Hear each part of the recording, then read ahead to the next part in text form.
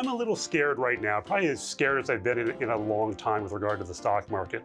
And what I would say is, some people will look at it and say, well, the market multiple over the last 20 years has averaged 14 times and we're at 22 times. I think that doesn't really tell the full story. Find out how he is allocating resources in his 5-star gold-rated T. Rowe Price Capital Appreciation Fund on Consuelo Mack WealthTRAK. Funding provided by Clearbridge Investments, the Fairholme Foundation, First Eagle Investments, Bill Miller, Baird, Strategas Asset Management, Research Affiliates, Royce Investment Partners, Seafarer Capital Partners, and Women Investing in Security and Education. Hello and welcome to this edition of WealthTRAK. I'm Consuelo Mack. What do you do in an economy and market that seem to defy gravity? In 2024, two widely followed financial thought leaders changed direction. Ed Hyman, Wall Street's #1 ranked economist for an unprecedented 44 years running, reversed his call on the economy, dropping his recession forecast in favor of one of solid growth. Then widely followed bear David Rosenberg published his memo from the chief economist, Lament of a Bear, saying that while the market has definitely been exuberant, it may not actually be altogether that irrational. Then he proceeds to give his reasons for rethinking the bubble thesis. Now, forecasts are one thing, but what do you do if you are actually managing money? Well, we decided to consult one of the best in the business. Joining us is David Giroux, Chief Investment Officer and Head of Investment Strategy for T. Rowe Price Investment Management. Giroux has been the portfolio manager of the 5-star rated, gold-rated T. Rowe Price Capital Appreciation Fund since 2006. Morningstar calls him a manager unlike any other, exceptional, who has displayed an innate ability to opportunistically invest across equities and bonds, saying his nimble, contrarian approach has delivered top-notch returns for its investors. Well, Giroux is also a 6-time nominee and 2-time winner of Morningstar's Manager of the Year Award. He is a member of the prestigious Barron's Roundtable and the author of a book titled Capital Allocation. And you can see our interview with Giroux about that on wealthtrak.com.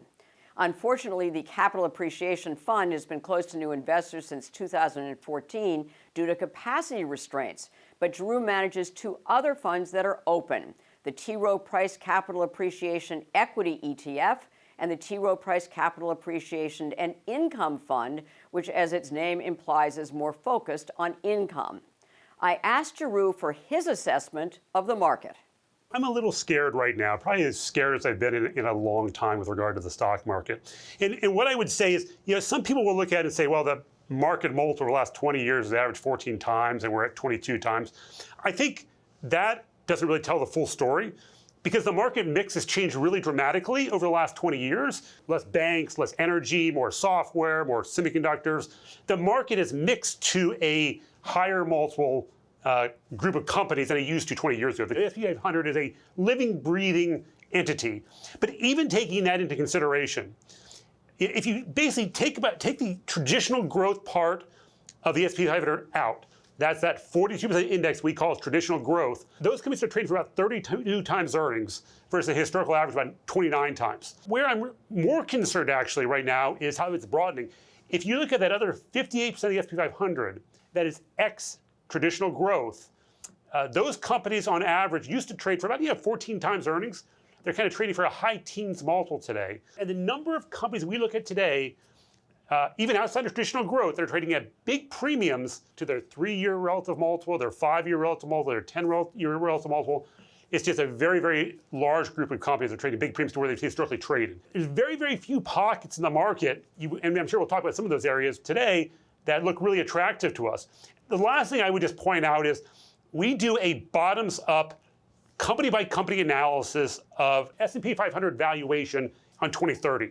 What is the IRR from buying the market today to expect you're going to get to the end of 2029? It's like 5 years in the future. And what we find today is actually below 5%. That's the lowest we've done this at. We've never had below 5%. And that assumes healthy earnings growth at the end of a recession, assumes you traded 18 or 19 times multiple in the out years, but you still only get to like a 5% kind of return. And today, you're in fixed income, investment grade, high quality, high yield, you're getting yields well in excess of that. So that spread And the risk-adjusted returns in fixed income look a lot better than equities today.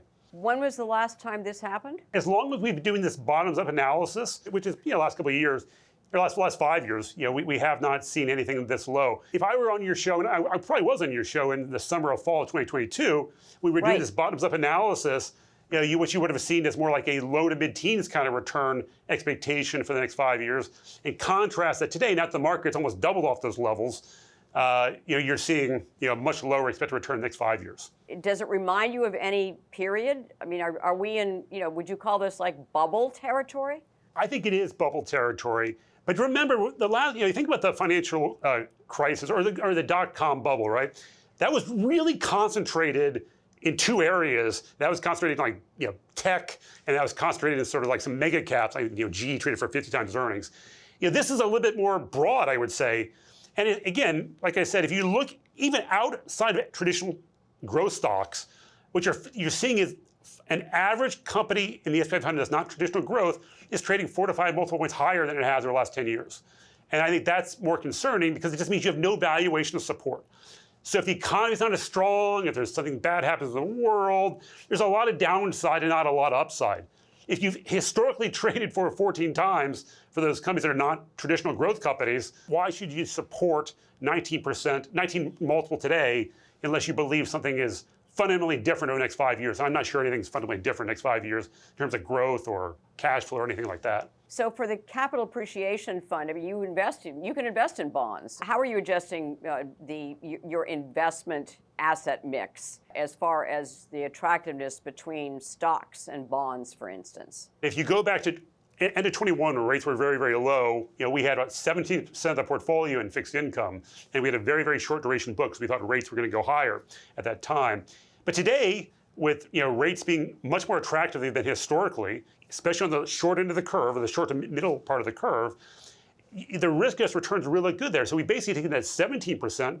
Today it's like 35% today. So we've really increased the fixed income allocation, and we brought the equity weight down. Now, again, whether it be during COVID, during 2022, we're very, very willing to go up and buy risk assets, buy stocks when they're really cheap. If we're going to do that over a cycle, we need to be willing to when stocks are expensive. They really never have been as expensive as they've been now, at least in my career. We need to be able to take equities under it. So what you would see today is an equity position that's probably 500 to 600 basis points below what we call normal, and a larger than average weight to fixed income, where we see very attractive kind of total return potential. When you're saying 500 to 600 basis points below normal, so where does that put us? Normal equity exposure for CAF over my investment tenure has been about 61 to 62. We're about 56 today, kind of net equity exposure, adjusting for options and that kind of stuff. Right, and you started managing the portfolio in 2006.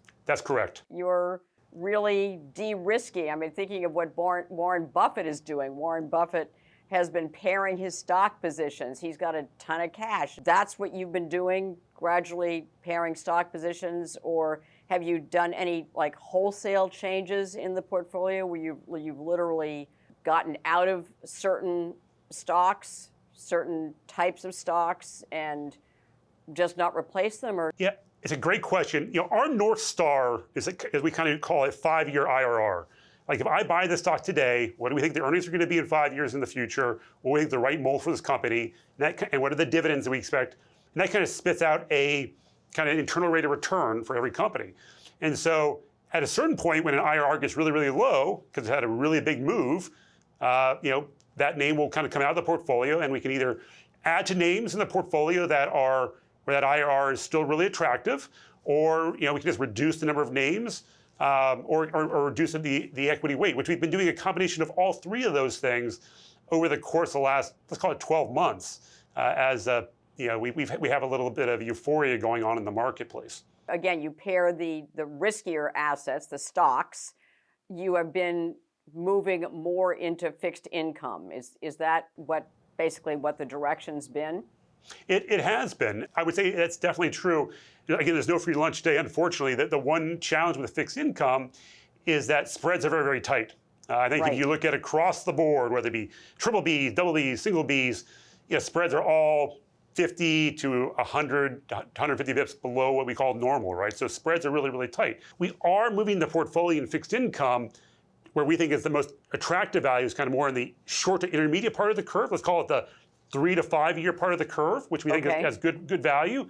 Where if spreads normalize, you have less pressure there, and where you're getting kind of, let's call it, an investment grade land, close to 5% kind of yields, in high yield land on the high quality spectrum, kind of close to 6% yields, and in leveraged loans, probably a 6 to 7% kind of yield. So again, relative to an equity market that we think is going to deliver sub 5% returns over the next 5 years, to be able to get 5 to 7% returns with maybe 10% of their market's risk, that looks really, really attractive to us today. And David, what has worked in 2024 in the Capital Appreciation Fund? I wish more things had worked in 2024. We definitely had a bias to GARPy stocks. Growth at a reasonable price. Yes, exactly. If you think about GARP stocks have outperformed the market by about 400 basis points per year since 2006, since I took over. And this year, GARP stocks are underperforming the market by about 1,600 basis points. Despite the fact that GARP stocks this year, the earnings growth will be very, very similar to the market. So it's not like it's just the multiples come down, not that the earnings have been hit. What's really worked in the market this year has been high momentum stocks. It's been the Costco's of the world that used to trade for 30 to 35 times earnings, now trade for 53 times earnings, even though nothing's really changed, right? It's been anything that's kind of has AI thematic to it. It's been anything that has cyclicality to it. Morgan Stanley trading for almost 17 times earnings, JP Morgan trading for 14 times earnings. I mentioned earlier, if you think about the heavy cyclical groups of companies have historically traded for, let's call it 13 times earnings. Today they're trading for over 17 times earnings. Never ever traded at that kind of level on our composite. And what we are doing today is we're doing the same thing we did in 2022, just doing the opposite of what the market gives us, take advantage of the opportunities the market gives us, and double down on GARP, double down on healthcare, buy really great companies that we think we can generate low to mid-teens kind of returns, even in an environment where we think market expectations for growth are more like mid-single digits over time. What has worked for you, in 2024, though? One of our best stocks this year is going to call Aurora, which does driverless software for heavy Class 8 trucks. They're the market leader there, run by Chris Urmson, kind of one of the great godfathers of autonomous driving. An amazing company, amazing management team. It's become a large position because it's kind of doubled or tripled off the bottom. So that's worked for us. Some of our industrial stocks, like Ingersoll Rand, have worked for us. Hilton's worked for us. More recently, McKesson has worked for us. The things that we have that are a little more cyclical have done really well for us. I know you talked to me before about the fact that if for instance, if momentum stocks are doing really well in one prolonged period of time, then the following year it's usually the more staid, right, the GARPy type of stocks, right? I mean, are you seeing any sort of a rotation yet in the market that you would typically think would be happening at this point? What you've found historically is in 1 year where high momentum stocks really outperform, the next year it's with a high probability the next year they tend to underperform relative to the more stable companies. So we're kind of hoping that kind of history repeats itself here, but there's been a long pattern, especially the last 10 years, of 1 year high momentum works, next year it kind of blows up, if you will. So we'll see if this plays out or not. We are not seeing any signs of that at all. If anything, as we're kind of going into year end and people trying to chase performance, try to beat benchmarks into year end, that some of those trends are continuing. We have not seen any signs of change. I'm confident as people think about trying to outperform in 25, the people who are buying Morgan Stanley at 17 times, JP Morgan at 14 times, Goldman Sachs, which we were buying at book value or a little bit more than book value not too long ago, it's going to be hard to envision a scenario where those stocks are great stocks from here. So you did say that the rally has been, and the expansion in valuations has been pretty broad-based. What are the areas where it does not seem to have taken hold? The one area that has been the worst performing sector year to date by a pretty hefty level is healthcare. And again, we see really good value. Again, think about it from a thematic perspective. From a thematic perspective, healthcare it's not like driven by the economy. There's really not a big AI thematic attached to it. For investors who want momentum or who want to buy cyclicality, it's just there's no natural buyer right now. And so you're able to buy some really amazing companies that are growing the top line at mid-single digits or higher, improving margins, buying back a little of the stock, doing deals at really kind of ridiculously low valuations versus history. That GARP index we track, it's basically trading at the same multiple today as the market, versus historically GARP stocks have traded like a 20% premium to the market. So that GARP area, those 85 or 86 stocks that we call GARP in the market, that they've really never traded that low in the last, since we on our tracker. So we see really good value in GARP. We see really good value in healthcare. If we had had this conversation 3 or 4 months ago, I would have kind of highlighted utilities. Now, I think utilities are still really attractive, but utilities have had a nice run as the market kind of finally figured out these guys are really big beneficiaries of AI. It took the market a long time to figure that out. And so we've had a big move off the bottom. But I still think it's kind of crazy today that utilities, where their earnings growth is accelerating, the use of electricity is increasing. At the same time, staples are facing more and more secular headwinds, more FX pressure, more GLP-1 pressure, and the staples still traded at a premium to utilities. It doesn't really make any sense. That premium is shrinking, and I think will continue to shrink. So if you look at our portfolios today, what you would find is a massive overweight to utilities and basically a massively underweight to staples. I think that's a very, very powerful arbitrage that's going to create a lot of alpha for our clients over the next 5 years. If you think about even a really high quality utility, like an Ameren, a NiSource, a CNP, these guys are all trading basically at a market multiple X growth. And yet, what do these companies offer? They offer 7 to 8% EPS growth, probably for the next decade or more, 3% dividend yields, half the market's beta, no China risk, no GLP-1 risk. So again, they were trading at like 16 times or 15 times earnings, so they've gotten a little bit more expensive. But I still think relative to the market, relative to staples, I think that is a really good place to be. And again, all domestic. There's no tariff kind of concerns here. None of those kind of concerns that have impacted some companies that have a lot of international exposure. Let's talk about some of the concerns. So what are your biggest concerns about the market right now? I think the market is really taking a glass half full, or maybe a glass 100% full for the Trump policies. If you just take a step back and you go back to the last Trump administration, the fastest GDP growth that we ever had during those 4 years was in 2018. That was 2.97%. That was the fastest growth. That was a year that we put in place massive tax cuts that were very stimulative into the economy, and that was we got 3%. Again, today the budget deficit is, as a percentage of GDP, is 6 versus 4, so there's less room to do that now. A lot of what is likely to happen is we're not talking about new tax cuts. We're just trying to extend the existing tax cuts into the future, which is going to be difficult. That's over $4 trillion to do that. So that's not incrementally stimulative to the market. That's just keeping the status quo. When you think about going after immigration, what does going after immigration do, or illegal immigration? What does that do? That kind of tends to be inflationary on the margin. It tends to slow GDP growth on the margin. Tariffs, what do tariffs do? Increase inflation. They tend to reduce GDP growth.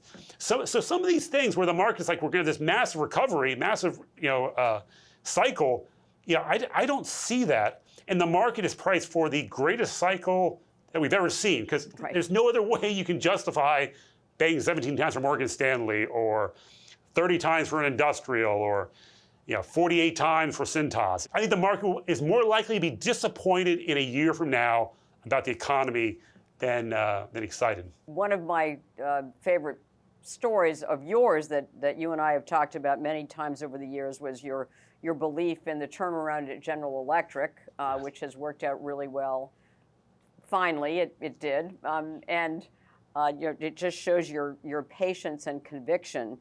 And I was wondering, looking at Boeing, and another formerly great American company with a tremendous backlog of orders, and just the destruction that has happened at Boeing. Are you looking at Boeing at all? Is that a situation that you think could be interesting? It's a great analogy, by the way, just a great analogy. I would argue that Boeing's issues are actually much less than GE's issue. Boeing, now with the capital raise, there's not a balance sheet issue anymore. And Boeing, to your point, they have more demand for their product than they're actually supplying today. So if they can actually just make the aircraft that their customers want, this is going to be an amazing stock. I think they are doing all the right things from a process standpoint that will allow them to increase their production. And once they increase their production of 737s, where there's an insatiable amount of demand today, we do see a lot of earnings power. I think it is possible, when we think about 2028, that this is a company that could do $10 of free cash flow. And if you think about where it's 15 to 20 times multiple on that gets you a lot of upside. That gets you somewhere between 225 and 250 in kind of 3 years down the road. We've been underweight Boeing for a long time. And more recently, when there was the equity offering that they did, we are now overweight Boeing. We're not the same magnitude GE did, because the upside on GE when we bought GE was massive. The upside of Boeing is still very, very large, but it's not the same order of magnitude on Boeing versus GE. One investment for a long-term diversified portfolio. What would you recommend that we all own some of, again, in a long-term diversified portfolio? I'm really excited about a company called Fortive, symbol FTV. This is the company that was actually spun off, I think in 16 or 17, from Danaher, which is obviously, it was a great company. It still is a great company today. And this is a company that's actually done a lot of things right. I mean, their gross margins have gone way up. Their gross margins today are the best of all industrials. This is a company that has 105% free cash flow conversion, which is the best of all industrials. This is a company, their operating margins have moved up a lot. This is a company that's grown earnings like a 12 or 13% clip last 4 or 5 years. But it's been a bad stock, and it trades at a big discount to a lot of its industrial peers who are traded at much higher valuations today. And the reason why is there's been more than a couple of deals that the current Fortive management team has kind of stumbled upon, right? The execution hasn't been good. Recently, they bought a business that's a little bit more levered to EV batteries. At the same time, EV batteries has kind of hit a wall in the marketplace, and that's been disappointing. But I think that what's really exciting to me is this company is going to split it in two. So you're going to have like the software businesses with the healthcare businesses, and then you're going to have more, a little more cyclicality with kind of the Tektronix or test and measurement business. And what's interesting is both of those companies have really amazing CEOs in place. I mean, amazing CEOs. I've met both of them. They're both good operators. And what's really important to me is both companies, both things that are going to be spun off, their cap allocation is going to be very, very different. Their capital allocation is going to be more bolt-ons, more buybacks. So the things that kept people from owning Fortive and putting the same valuation Fortive has versus other industrial conglomerates because of capital allocation, because of management concerns, those two concerns are going to go away. But I think the market is going to be forced to look at Fortive in a new light in the future. Speaking of capital allocation, you wrote a book by that name. We did an interview with you about it a little while ago, and it's on our website, and I'm also going to recommend it again in my action point. So David Giroux, thank you so much for joining us on WealthTRAK for this episode, and we are going to do another episode with you as well about the kind of longer-term perspectives on how the markets have evolved and how your investing has evolved as well over the years. So thanks, David. Thank you very much. I really enjoyed the conversation. At the close of every WealthTRAK, we try to give you one suggestion to help you build and protect your wealth over the long term. This week's action point is one I made a couple of years ago during another appearance by David Giroux. It is for serious investors, and it is worth repeating. It is Reed Giroux's book, Capital Allocation. First of all, as we just learned once again, he is a great investor. So learning about how he analyzes companies is fascinating. It is chock full of anecdotes, examples, and detailed analysis of major companies, both well-managed and not, what to look for and what to avoid, and how to tell the difference. As you have just heard, Giroux is articulate. He also writes clearly with an easily understood style that is enhanced by helpful and simple charts. Although I said at the outset that capital allocation is especially valuable for serious investors, anyone involved in overseeing a company from executives to board members can benefit from it, and it also provides an education for the rest of us. Well, next week, leading global value investor Matthew McLennan tells us where he is finding value in a high-risk world. Please follow us on Facebook, X, and our YouTube channel. Thank you for spending time with us. Have a lovely weekend, and make the week ahead a healthy, profitable, and productive one.